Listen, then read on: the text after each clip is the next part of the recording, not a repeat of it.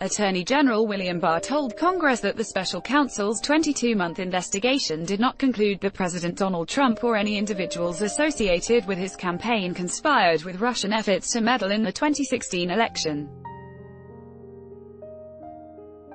But on the question of whether the president obstructed justice with his response to the investigation, special counsel Robert Mueller ultimately decided not to make a traditional prosecutorial judgment, neither exonerating nor implicating the president. Barr reviewed the evidence with Deputy Attorney General Rod Rosenstein, who was in charge of the Mueller investigation from the start, and determined it wasn't sufficient to establish that Trump obstructed justice.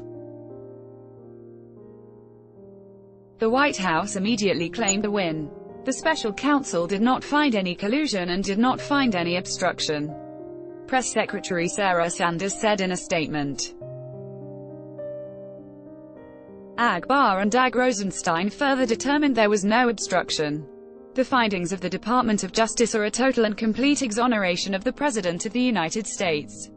In his first public comments since Barr's letter, Trump referred to Barr's summary of Mueller's report as complete and total exoneration. "It's a shame that our country had to go through this," Trump told reporters at the Palm Beach International Airport before boarding Air Force One to fly back to Washington. "To be honest, it's a shame that your president had to go through this. This was an illegal takedown that failed," Trump said. Congressional Republicans also seem to view this as a positive development for the president. "Great day for President Trump and his team." South Carolina Sen. Lindsey Graham, the chairman of the Judiciary Committee and one of the first recipients of a 4-page letter from Barr, said in a statement, Mueller was primarily investigating two main questions: whether Trump or anyone in his orbit conspired with Russia in its efforts to influence the 2016 election, and whether Trump obstructed any investigations into that matter. In the letter, Barr quotes Mueller's report as stating on the first question, the investigation did not establish that members of the Trump campaign conspired or coordinated with the Russian government in its election interference activities.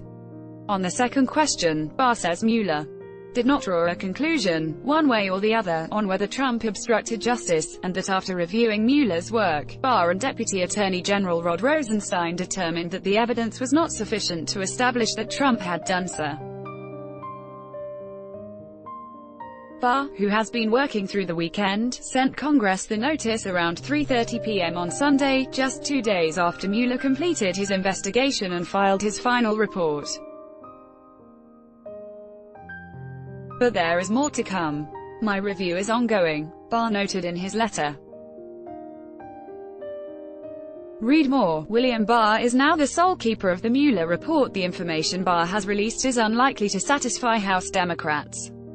For months, Democratic lawmakers have been asserting they have a right to view the report in its entirety, including the classified sections, so they can determine if they were properly designated. Democrats also want all the underlying evidence and documents, which they claim are crucial for shaping legislation and fulfilling their constitutional duty of conducting oversight. It is critical that everything in that reporting, the underlying evidence, be public, be open to the American people. Rep. Gerald Nadler, the chairman of the House Judiciary Committee, said on NBC's Meet the Press Sunday.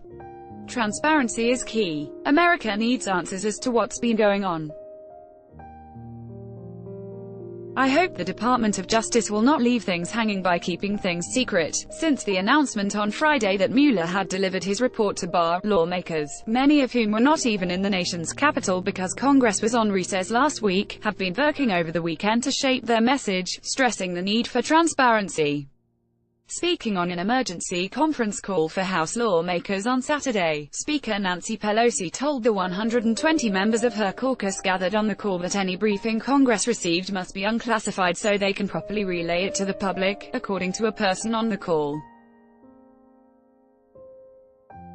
Pelosi also told her caucus she would reject any offer to only brief a gang of 8, the top congressional leaders and Intelligence Committee members, or any other subset of lawmakers. Democrats have been anticipating for months they will not receive everything they have requested and that legal action may be necessary.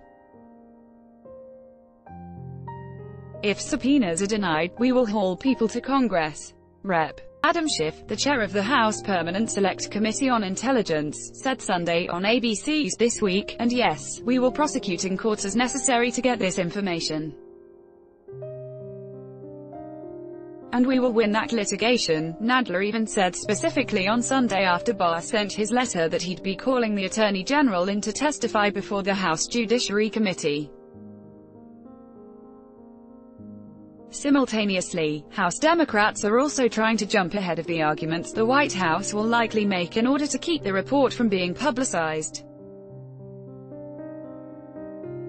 On Sunday, Nadler preemptively stated that any arguments the White House gave about executive privilege wouldn't pass muster. "I do not believe it exists here at all," said Nadler. "As we learned in U.S. v.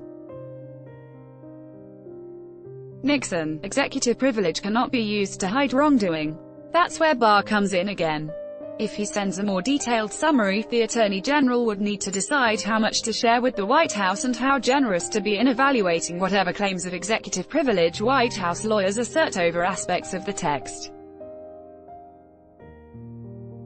Some Democrats fear that Barr's long-held beliefs in a strong executive could make him sympathetic to the White House once it begins deciding what should be privileged, even as he has continually proclaimed the importance of transparency surrounding the Mueller report. If the White House makes wildly overbroad assertions of executive privilege, and Barr goes along with that, Sen. Sheldon Whitehouse, a Democrat on the Judiciary Committee, tells Time, "There's a real concern there that the top-line happy talk about transparency will be completely undercut by erroneous or exaggerated assertions of executive privilege." As of Sunday morning, the White House hadn't been briefed on the report's contents, according to White House spokesman Hogan Gidley. Trump spent the day in Florida golfing with Graham, former Republican South Carolina Congressman Trey Gowdy and acting White House Chief of Staff Mick Mulvaney. Write to Tessa Berenson at tessa.berenson@time.com and Alana Abramson at alana.abramson@time.com.